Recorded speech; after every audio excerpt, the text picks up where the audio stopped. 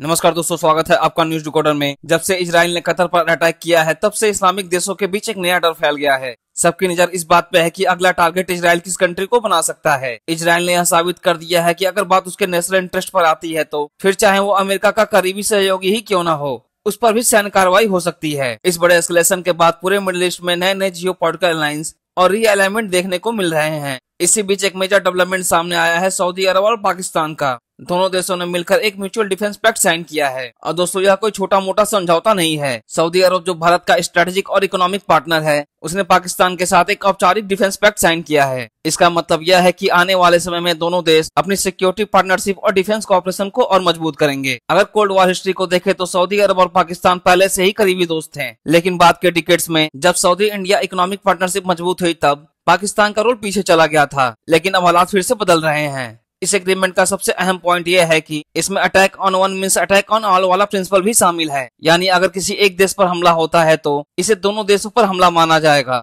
और दोनों मिलकर जवाब देंगे। अब सोचिए, कल को इजराइल सऊदी अरब पर अटैक करता है तो इसका मतलब यह होगा कि पाकिस्तान और सऊदी अरब मिलकर इजराइल के खिलाफ मोर्चा खोलेंगे। वहीं दूसरी तरफ अगर पाकिस्तान के खिलाफ इंडिया कोई फ्यूचर मिलिट्री एक्शन लेता है तो इसे भी पाकिस्तान और सऊदी अरब के खिलाफ एग्रेशन माना जाएगा। ऐसे में दोनों देश मिलकर इंडिया को काउंटर कर सकते हैं। यही वो चीज है जो भारत के लिए बड़ी चुनौती बन सकती है। इस डिफेंस पैक्ट में एक और इम्पोर्टेंट एस्पेक्ट है और वो है न्यूक्लियर डिटरेंस का। पैक्ट के तहत अगर सऊदी अरब पर कोई न्यूक्लियर अटैक होता है तो इसे पाकिस्तान पर हमला माना जाएगा। इसका मतलब सऊदी को इनडायरेक्टली पाकिस्तान का न्यूक्लियर अम्ब्रेला मिल सकता है। दोस्तों, यह समझना जरूरी है कि यह पैक्ट सिर्फ मिलिट्री कोऑपरेशन का मामला नहीं है, बल्कि पॉलिटिकल सिंबोलिज्म भी है। हाल में ही पाकिस्तान के प्रधानमंत्री शहबाज शरीफ और army chief Asim Munir Saudi crown prince Mohammed bin Salman से मिले। ये तस्वीरें साफ दिखाती हैं कि दोनों देश एक स्ट्रेटेजिक पार्टनरशिप को अगले लेवल पे ले जाने के लिए सीरियस हैं। लेकिन दोस्तों, हाल में ही सऊदी अरब ने अरब इस्लामिक लीडर समिट होस्ट किया। इसमें पाकिस्तान और तुर्की ने ओपनली कहा कि हमें एक इस्लामिक नाटो बनाना चाहिए जो बिल्कुल यूरोपियन नाटो की तरह काम करे। यानी अगर किसी एक मुस्लिम देश पर हमला हो तो सब मिलकर जवाब दें। ये कॉन्सेप्ट नया नहीं है, लेकिन इजराइल का हालिया हमले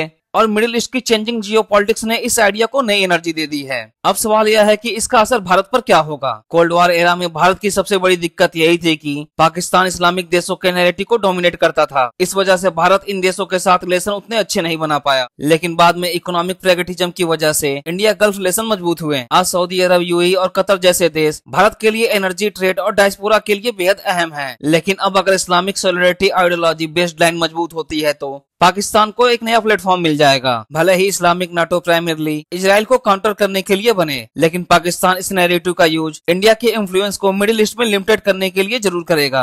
तो दोस्तों, यह तो क्लियर है, सऊदी पाकिस्तान डिफेंस पैक्ट सिर्फ दो देशों का बायलैटरल एग्रीमेंट नहीं, बल्कि पूरे मिडिल ईस्ट और साउथ एशिया के जियोपॉलिटिक्स को बदलने वाला कदम है। एक तरफ इजराइल का एग्रेसिव पोस्चर है, दूसरी तरफ इस्लामिक कंट्री में राइजिंग सॉलिडरिटी और बीच में है इंडिया, जिसके लिए बैलेंसिंग एक्ट करना और भी मुश्किल हो जाएगा। अब बड़ा सवाल है, भारत को इस चेंजिंग जियोपॉलिटिक्स सिनेरियो में कैसे रिएक्ट करना चाहिए। क्या भारत को इजराइल और अमेरिका के साथ अपनी प्रॉक्सिमिटी को बनाए रखते हुए भी गल्फ देशों के साथ अपने टाइज को मजबूत करने चाहिए, या फिर इंडिया को एक अलग बैलेंसिंग डिप्लोमेसी अपनानी चाहिए। दोस्तों, यह डेवलपमेंट काफी गंभीर है और आने वाले समय में इसका सीधा असर भारत पर भी पड़ेगा। तो आपका क्या मानना है, इंडिया को नए इस्लामिक सॉलिडरिटी और सऊदी पाकिस्तान पैक्ट का सामना कैसे करना चाहिए? अपना ओपिनियन हमें कमेंट सेक्शन में जरूर दें और इसी तरह के कंटेंट के लिए हमारे चैनल को सब्सक्राइब करें।